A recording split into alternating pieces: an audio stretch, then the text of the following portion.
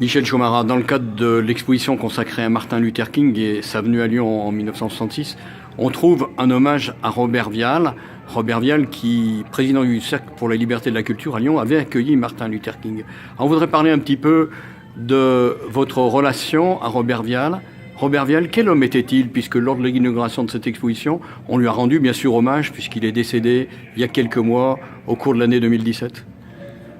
Je pense que c'était quelqu'un de libre d'abord.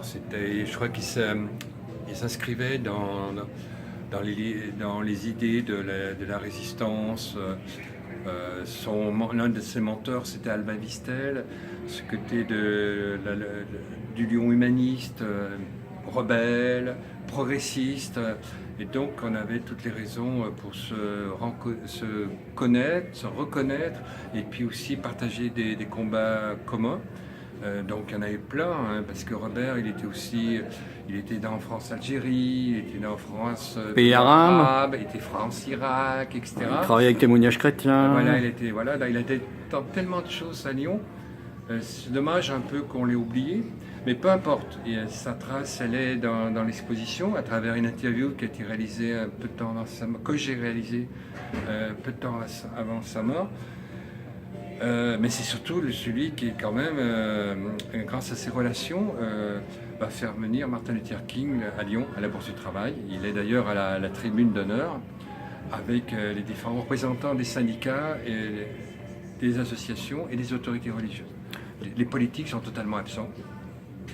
Alors Robert Vial, journaliste, donc médiateur à part entière, un homme finalement sans parti pris, même si il était au départ d'inspiration gaulliste. Oui, le gaulliste social, il revendiquait cette filiation. C'est vrai que c'était un peu pas évident, c'était marginal. J'aimais bien ce que disait France, son épouse, avant qu'elle parte. Elle disait... en parlant de Robert et de moi, vous adorez les causes perdues. Mais peu importe. Et ce qui est important, c'est de se battre pour ces causes. Donc il n'y a pas de cause perdue, il y a des causes qu'on doit défendre. Alors il y en a eu tellement. On a fait, là, je crois, une des dernières manifestations qu'on a faites, place des terreaux, c'était par rapport aux Kurdes. Parce que moi, personnellement, moi aussi, je cumule tout. Je défends les Palestiniens, les Kurdes, les homosexuels, les gays noirs, bon bref, tout ce qui peut cumuler, peu importe. La diversité d'une cité et d'une agglo comme la ville de Lyon, qui est très diverse, contrairement à ce que l'on croit. Et c'est pour ça, entre autres, quand je suis rentré au cabinet du maire de Lyon, j'ai souhaité créé la mission mémoire pour essayer de travailler sur cette mémoire multiple et éviter toujours de rester dans les clichés lyonno-lyonnais, c'est-à-dire une mémoire blanche, catholique, hétérosexuelle. Alors, depuis la venue de Martin Luther King en 1966 à Lyon, ce qui était un événement exceptionnel pour une ville comme Lyon, il y a eu ensuite des choses que vous avez fait ensemble en rapport avec Martin Luther King, et en particulier ce buste posé devant la Bourse du Travail. Oui, parce que Robert et moi, nous étions vice-présidents de l'Hospitalité d'Abraham, dont le président fondateur est le père Christian Delorme. Et donc nous avons financé, l'Hospitalité d'Abraham a financé le buste, parce qu'on voulait vraiment, on avait demandé à plusieurs reprises à la ville de manifester cette présence, et tout ça s'est perdu dans l'administration. En tout cas, on a financé le buste, la ville de Lyon a financé le support, donc bon, peu importe, le buste existe, il est devant la Bourse du Travail, il rappelle en effet cette venue.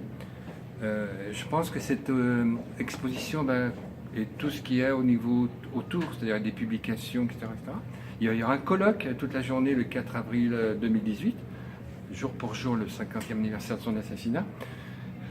Donc voilà, moi, je pense que c'est un événement qui est important, curieusement qui a été occulté pour différentes raisons. Hein. Alors, ce qu'il faut dire, c'est qu'en 68, puisque je parlais de l'assassinat, les autorités politiques étaient absentes en 66. Ils étaient tous à l'inauguration, paraît-il, d'après Robert, de la foire de Lyon. Donc ils avaient d'autres choses à faire. Et en 1968, il y a une cérémonie devant le Vieillard de Pierre où on voit toutes les autorités. Louis Pradel en tête, alors qu'il était absent en 1966.